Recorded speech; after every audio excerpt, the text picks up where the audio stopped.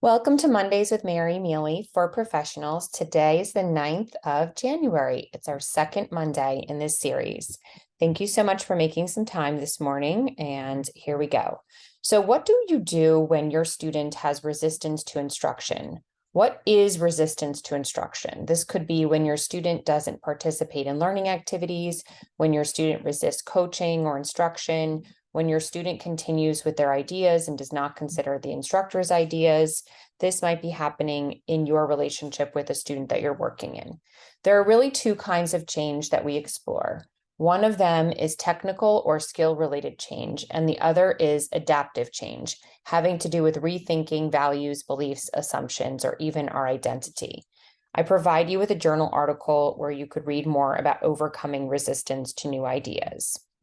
What we're talking today is about a strategy for transformational learning.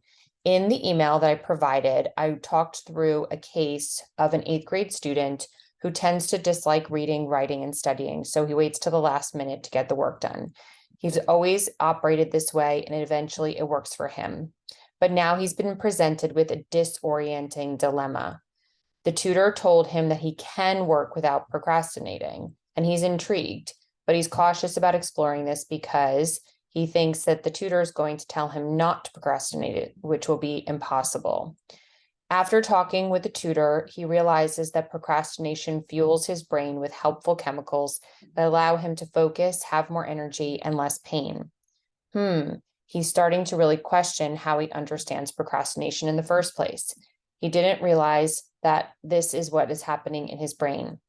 He also has yet to realize that people do love to work overtime, just like he loves to procrastinate. This is really starting to disorient his understanding of procrastination. He's starting to learn a new perspective on this. I'm open to trying this new approach. This is when we know we can really affect a student's learning experience in a transformational way. So sometimes we have to spend more time here to really connect the student to something that does disorient them. And this will allow the floodgates to open for the transformational learning experience. In this case, what we're going to do is present self-examination. We're going to look at what your child is believing and understanding about the situation. We're going to look at their own perspectives and experiences and really take time to understand them. Then we're going to plan a new course of action with some strategies. Strategies are going to allow a student to explore a new way of doing something, as well as a new identity, belief systems, and values, as well as new assumptions. So when this student does an exercise in which he explored his beliefs and values and assumptions, he realizes that he had put himself down and did not consider himself as a strong student. No wonder he's procrastinating, he said. I don't believe in myself and that the work won't be painful any other way. I'm starting to challenge myself to have fun with my homework and studying. I'm learning that this is just as important as learning ways to undo procrastination as my only way to get work done. I'm also trying on a new role to be a strong student. All of my life so far, I've not considered this. I feel the new identity is helping me to move forward and be motivated to try strategies such as the Pomodoro method and mini deadlines that I read about in your 30 Strategies book.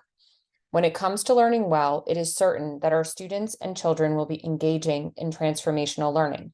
It just depends on if we can support them through their learning processes by going through these steps of discovering a disorienting dilemma with your student, presenting opportunity to self-examine the process that the student is going through, and also to teach them a new course of action with strategies, and then to develop that self-efficacy where students are really looking at what they're doing and making decisions based on their newfound roles and identity pieces.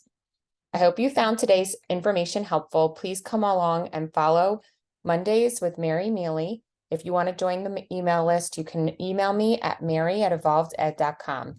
Have a great learning week and try to think of this week about transformational learning and how you can support the process for your students.